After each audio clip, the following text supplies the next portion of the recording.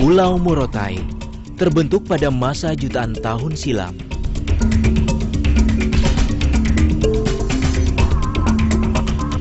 Proses pembentukan alam yang terjadi pada zaman prasejarah ini telah memberikan kekayaan peninggalan berupa gua-gua yang terdapat di Pulau Morotai.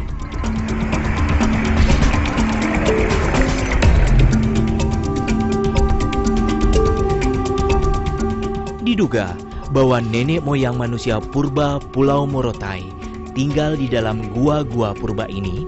Hal ini berkaitan dengan ditemukannya artefak purba di lokasi tersebut. Nah, ini adalah tulang manusia yang berserakat di Desa Rahmat. Nah, ini adalah tulang-tulang yang berserakat.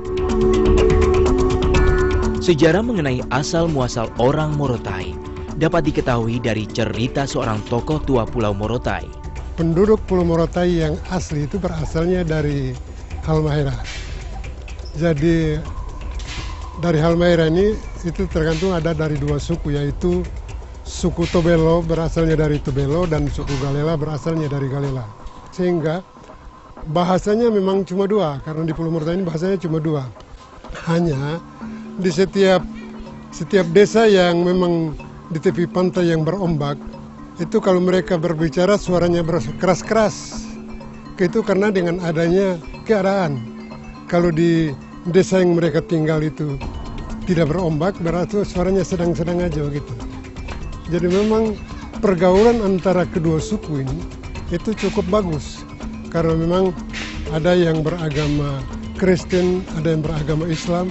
Tapi karena mereka artinya sudah ada hubungan keluarga satu dengan yang lain.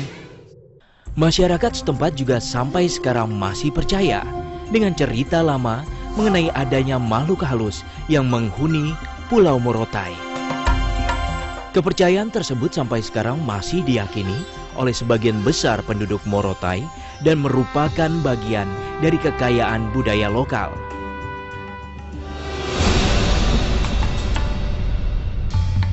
Pada abad ke-15 dan 16, Morotai berada di bawah pengaruh Kesultanan Ternate yang berkuasa.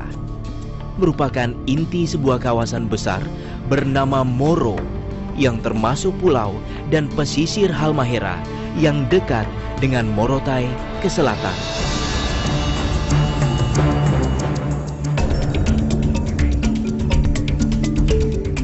Bangsa Portugis pertama kali mendarat di Maluku tahun 1511 dan segera memperlihatkan karakternya sebagai bangsa penjajah.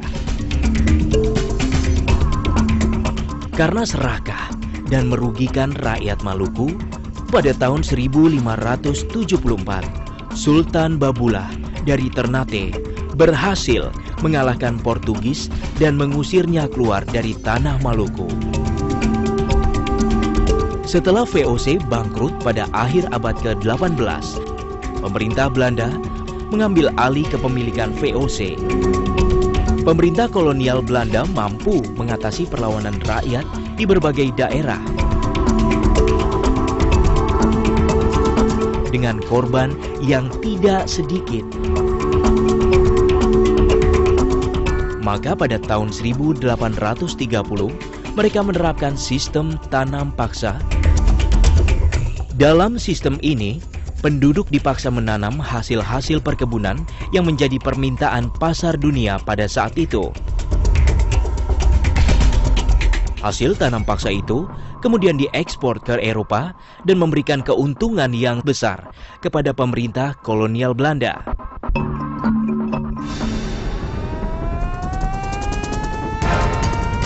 Sebagai bagian dari ofensif militer untuk menguasai sumber daya alam di Asia Tenggara, Jepang mendarat di Morotai pada tahun 1942. Pada tanggal 15 September 1944, tentara sekutu menyerang Morotai.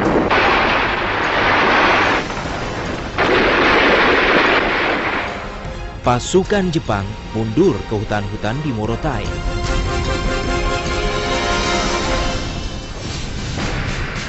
Tanggal 17 Agustus 1945, Bung Karno dan Bung Hatta atas nama rakyat Indonesia mengproklamirkan kemerdekaan negerinya.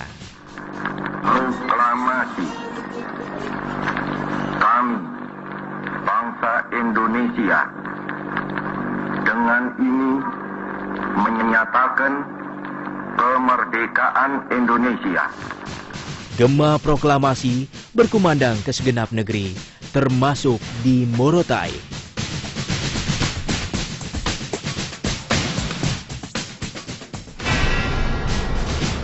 Pada tanggal 19 Desember 1961, Presiden Soekarno mengumumkan pelaksanaan Trikora untuk merebut Irian Barat dari tangan Belanda dan mengembalikannya ke pangkuan Ibu Pertiwi, Indonesia. Pada saat itu juga dibentuk Komando Mandala untuk melaksanakan persiapan dan penyelenggaraan operasi militer merebut kembali Irian Barat. Pulau Morotai dijadikan sebagai salah satu basis militer untuk melakukan infiltrasi dan penyerangan ke Irian Barat. Sejarah panjang Pulau Morotai meninggalkan jejak yang bisa dilihat dan ditemukan hingga saat ini. Perlu dipelihara dan dirawat dengan baik agar bisa tetap dikenang oleh generasi demi generasi sepanjang masa. Peninggalan-peninggalan itu adalah berupa peninggalan sejarah budaya masa prasejarah, peninggalan Perang Dunia Kedua, peninggalan revolusi kemerdekaan, dan peninggalan operasi pembebasan Irian Barat.